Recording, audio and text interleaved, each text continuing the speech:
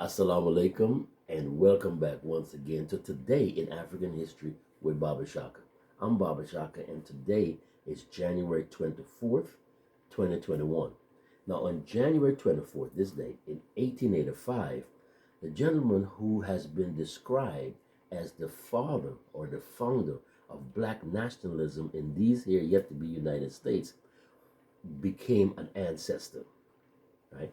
In recognition of Martin Delany's 19th century emergence as the father of black nationalism, Frederick Douglass is famously quoted as saying, "I thank God for making me a man, but Delany thanks him for making him a black man." Martin R. Delany spent his life working to end slavery. He was a successful physician, one of the first Africans admitted to Harvard Medical School, who used his influence to educate others about the evils of slavery with a number of abolitionist publications. Martin Delany was born a free man on May 6, 1812, in Charleston, Virginia, which is now Charleston, West Virginia.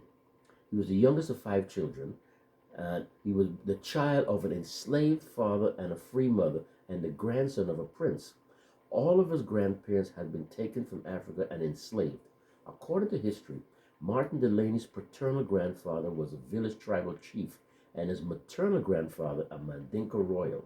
Patty, his mother, was a seamstress, and she was a free woman. Patty believed in teaching her children. However, she got into trouble for training them to read and write. See, Virginia was a slave state, and they didn't allow this kind of stuff. So she quickly moved the family to Chambersburg, Pennsylvania. In Pittsburgh, Delany became active in the abolitionist movement. He was the leader of the Vigilance Committee. Like the Underground Railroad, the Vigilance Committee helped relocate escaped Africans. Delany also was the founder of the Young Men's Literary and Moral Reform Society, and he was an active member of an integrated militia which protected the black community against white mobs, something we need today.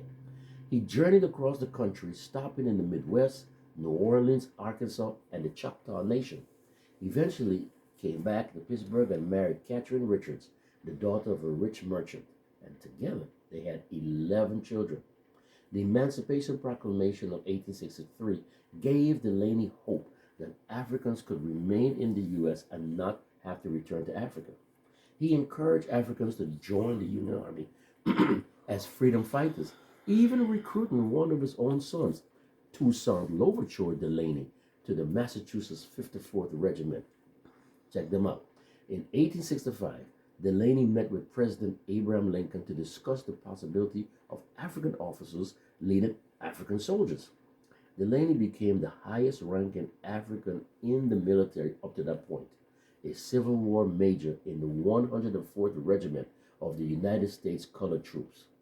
Delany continued to study medicine. In addition, he founded the Mystery, the first African-owned newspaper printed west of the Allegheny Mountains. His anti-slavery articles were printed in other papers also, and he became very well known. But after a libel suit against him by some guy named Fiddler Johnson, Delany sold the newspaper for financial reasons. In 1847, Frederick Douglass immediately hired Delany on the staff of the North Star, but they didn't always agree on the direction of the abolitionist movement. So after 5 years, they parted ways. In 1850, Martin Delany was one of the three first African men to be admitted to Harvard Medical College. But after the first term, he and the other two withdrew from Harvard because, as you guessed it, white protests. Delany returned to writing and publishing several books.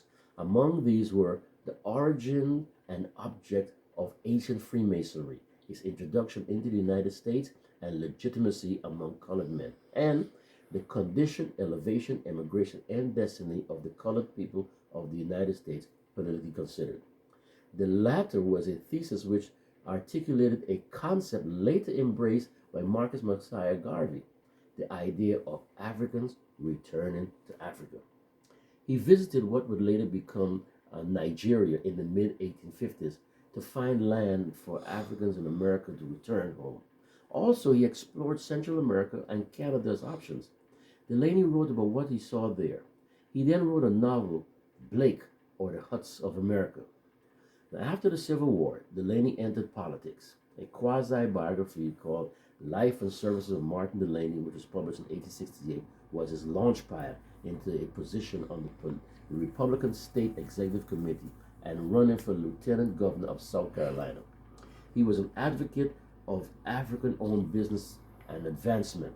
He would even screen candidates to ensure that they were worthy of black support.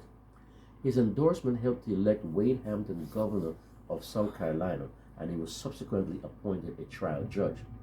But when the black vote was suppressed during the post-Reconstruction era, Delany returned to his Back to Africa advocacy. He became a chairman of the Finance Committee for the Liberia Exodus Joint Stock Steamship Company. In 1879, he wrote Principia of Ethnology, The Origin of Races and Color, with an archaeological compendium, and Egyptian Civilization, from years of careful examination and inquiry. In these works, he examined in great detail the cultural advancement of the African people. He promoted racial pride. In 1880, he returned to Ohio, where his wife was a seamstress like his mother before. There, he practiced medicine, and his children attended Wilberforce College. Delany became an ancestor on January 24th, 1885. Throughout his life, Martin Delany had become an accomplished abolitionist, physician, newspaper editor, and the pioneer of black nationalism. He is recognized as one of the most influential and successful anti-slavery activists of the 19th century. January 24th, 1885, Martin R. Delany became an ancestor. I want to thank all of you who have chosen to become subscribers for your support. We want to encourage those of you who have not yet subscribed to become subscribers. We also want to encourage you to share this content with others, especially young people. So, and make comments. Let us know so far how we're doing, what you like and what you don't like. We have gotten a few comments before. We'd like to get some more and see how people are receiving this content. Okay, so until tomorrow, God willing, this is Today in African History with Baba Shaka. Masalam.